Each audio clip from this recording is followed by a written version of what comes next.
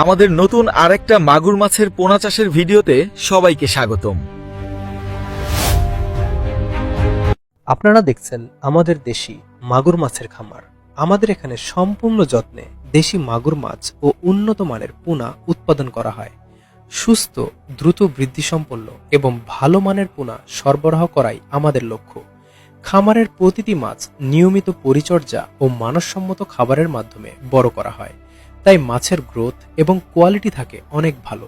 আমাদের পোনা দেশের বিভিন্ন জায়গায় সফলভাবে মাছ চাষে ব্যবহার করা হচ্ছে।